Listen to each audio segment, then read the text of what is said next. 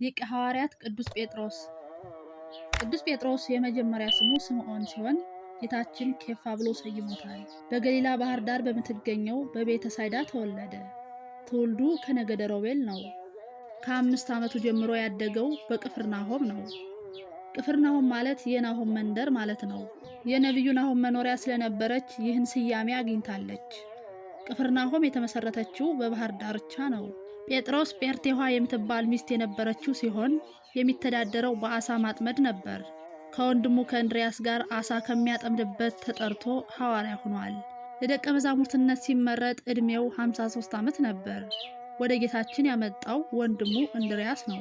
ቅዱስ ጴጥሮስ በርናባስና ወንጌላዊው ማርቆስ ቤተ ዘመድ ናቸው። ቅዱስ ጴጥሮስ ያገባው የበርናባስን የአርስጦብሎስን እህት ስለነበር በጋብቻ ይዛመዳሉ። ቅዱስ ጴጥሮስ ለሐዋርያነት ሲጠራ መተዳደሪያ የነበረውን መረቡንና ታንኳውን እንዲሁም አባቱን እርግፍ አድርጎ ትቶ ጌታውን የተከተለ ሐዋርያ ነው።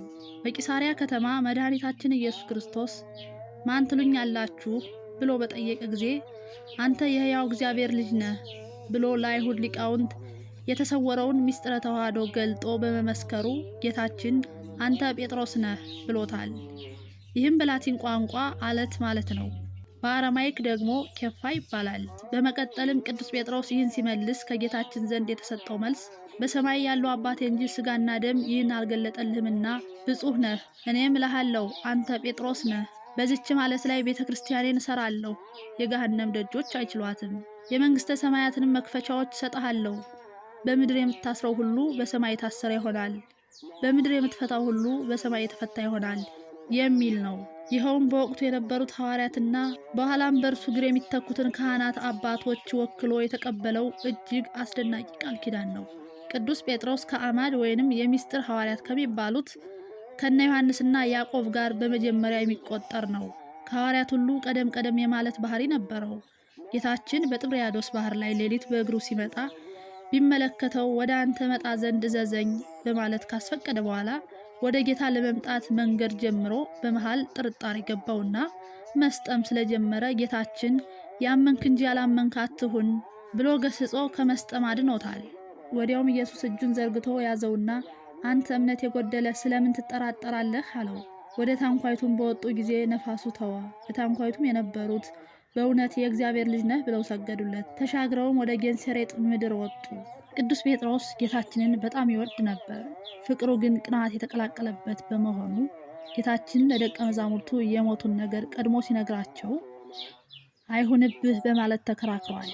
እርሱ ግን ዘወር ብሎ ጴጥሮስን ወደ ኋላ የሂድ አንተ ሰይጣን፣ የሰውን እንጂ የእግዚአብሔርን አታስብምና እንቅፋት ሆነብኛል አለው።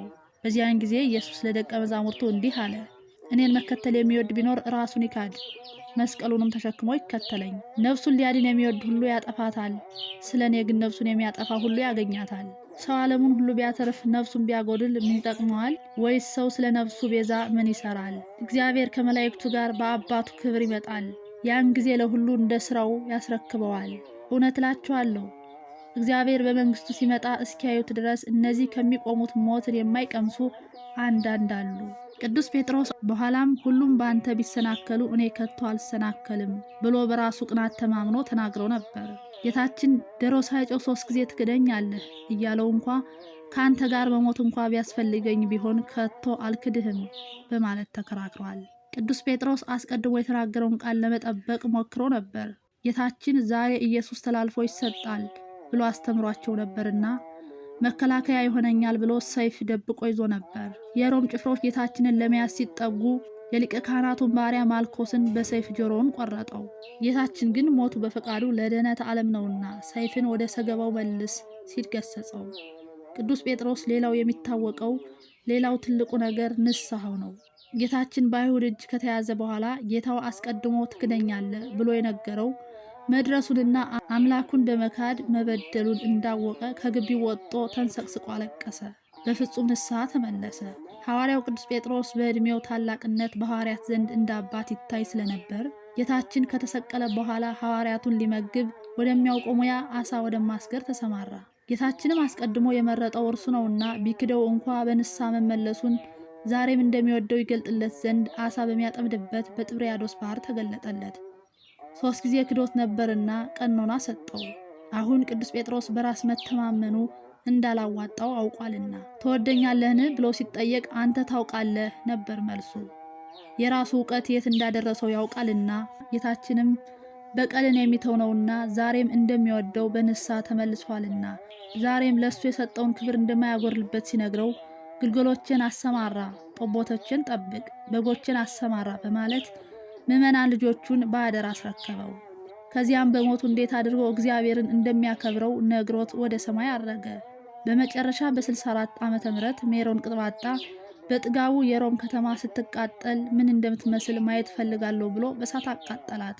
የሮም ሕዝብ በከተማው መቃጠል በማዘኑና በማመፁ ጥጋበኛው ኔሮን ነገሩን ሁሉ በክርስቲያኖች ላይ አሳበበ። በዚህም የተነሳ ክርስቲያን የተባለው ሁሉ ጣፈንታው መሰደድ፣ መሰየፍ፣ መታረድ ሆነ። ሐዋርያው ቅዱስ ጴጥሮስም የኔሮን ወታደሮች እየፈለጉት ነበርና እነሆ ስቀሉኝ አላቸው። ያን ጊዜ ቅዱስ ጴጥሮስን ይዘው አሰሩት። ከጥቂት ቀናት በኋላም ሮማውያን የመስቀሉን እንጨት ሲያቀርቡ ተመልክቶ እኔ እንደ ጌታዬ ልሰቀል አይገባኝም፣ እኔ እንደ ጌታዬ ሳይሆን ቁልቁል ዘቅዝቃችሁ ስቀሉኝ ብሎ ለመናቸው። እነርሱም ፈቃዱን ፈጸሙለት። ሐምሌ 5 ቀን 67 ዓመተ ምህረት ዘቅዝቀው ሰቀሉት። የቅዱስ ጴጥሮስ ረድኤት በረከቱ ይደርብን፣ አሜን።